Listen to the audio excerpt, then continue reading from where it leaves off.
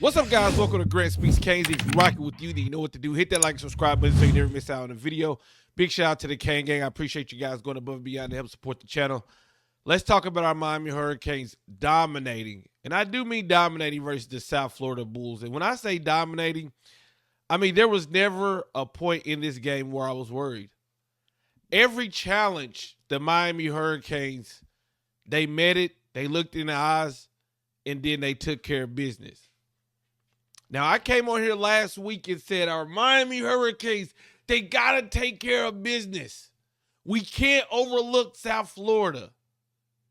You know what Mario Cristobal said? You know what Mark Fletcher said? You know what Josh Moore said? They said, Grant, why you even make that video? Why you even make that video, bruh?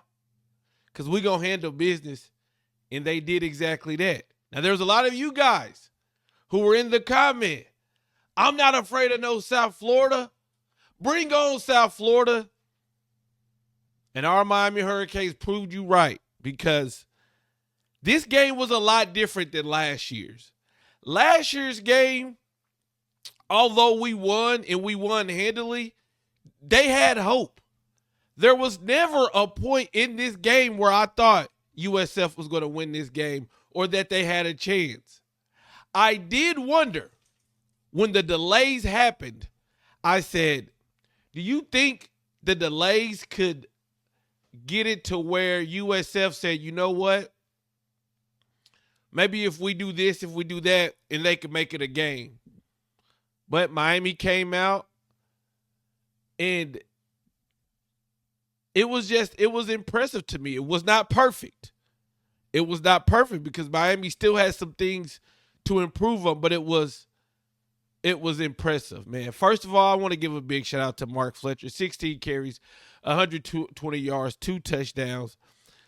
And I believe Mark Fletcher is a guy who Mario Cristobal can say, I want more guys like Mark Fletcher. Right. I want a guy who wants to decide to stay and play in front of his family at Miami. I want a guy who's going to get better every year and show improvement every year. I want a guy that in his third year, when Mario Cristobal went to him and said, hey, Jordan Lyle is going to be the starter, but you and Marty are both going to get reps. Mark Fletcher said, ain't no thing. Team first.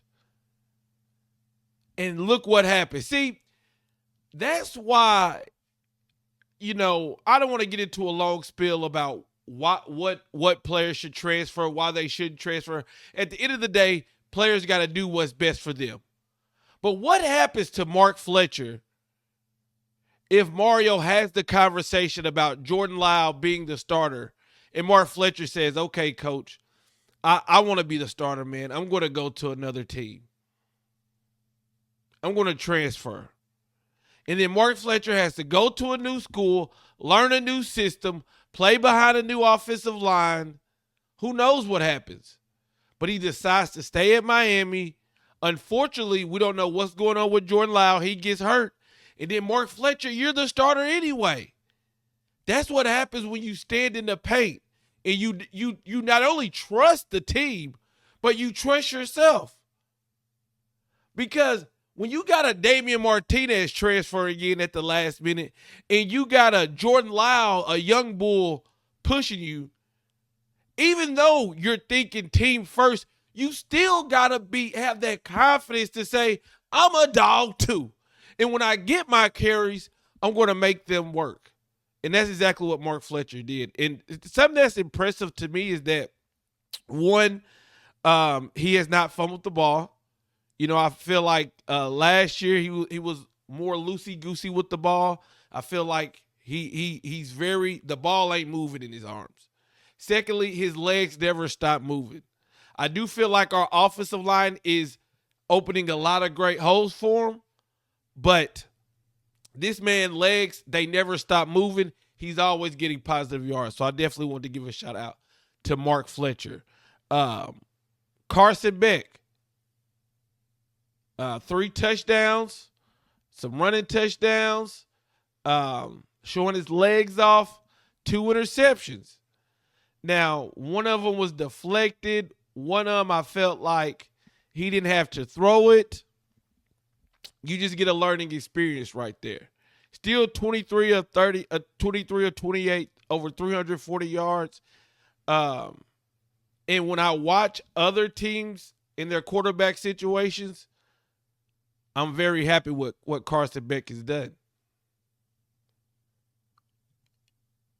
The young Bulls, Josh Moore, Bryce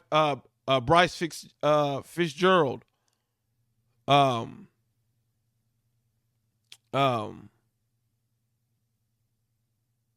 was another young player Malachi Tony. These true freshmen are balling, man. And look, I'm always looking at, like, how can you be a true freshman out there and let's say Miami continues this success and not want to play for this coaching staff? Because this coaching staff is showing you, if you practice hard, if you produce, we're going to give you a shot.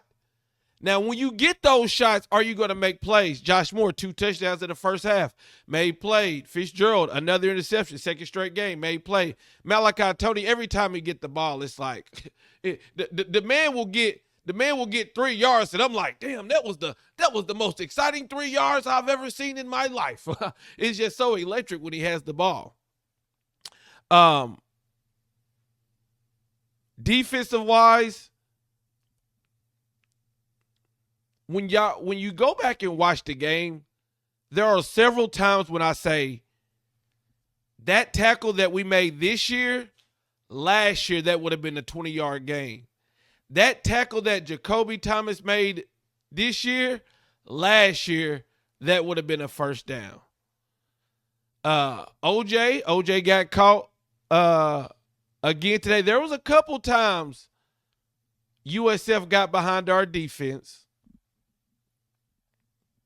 But overall, I was happy with the defense. Like I said, this game wasn't perfect.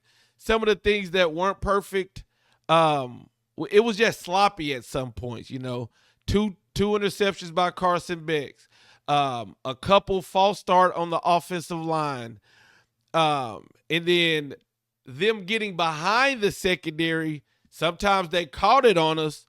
Other times our secondary was able to get back there and make plays. I still have a question about our cornerbacks. I thought they played well, but I wonder, will there be a game? Because make no mistake about it, South Florida, they wanted to be a balanced attack. They wanted to run with their quarterback, couldn't do it. They wanted to run the ball with their running back, couldn't do it. And then feed off that and throw the ball deep. And because they couldn't get their running game going, we shut it down. But I do want to know what happens if we go up against a team like Syracuse last year, where they just said, you know what?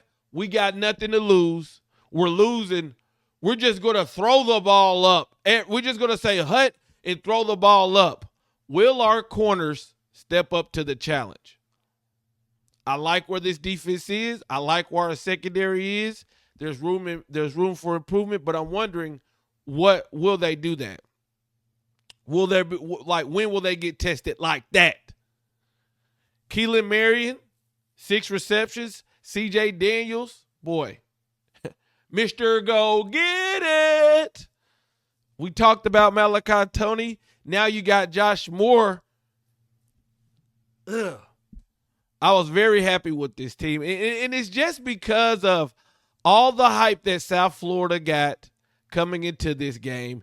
And then the delay of games, Miami, the weather delays, Miami stayed focused and handled business. Didn't allow a touchdown until until the fourth quarter. So Miami versus Florida, college game day, because we're coming to your city. I want this W bad versus Florida, man. Florida, they're a team. They're wounded. They're wounded. Losing to LSU, lost to South Florida. DJ Lagway, not 1, not 2, not 3, not 4, but 5 interceptions. We gotta put them out their misery, man. That would be something. If y'all thought after the Florida State game, Mario, when he hit the desk, boom. No telling what he gonna do if he gets another blowout like 41-17 last year, and then this year if we could dominate them like I think we have the talent to do. We'll talk more about that throughout the week, man. But just round of applause. The Miami Hurricanes, 49-12. Let me know what y'all thought on the game, man. I'm out. Peace.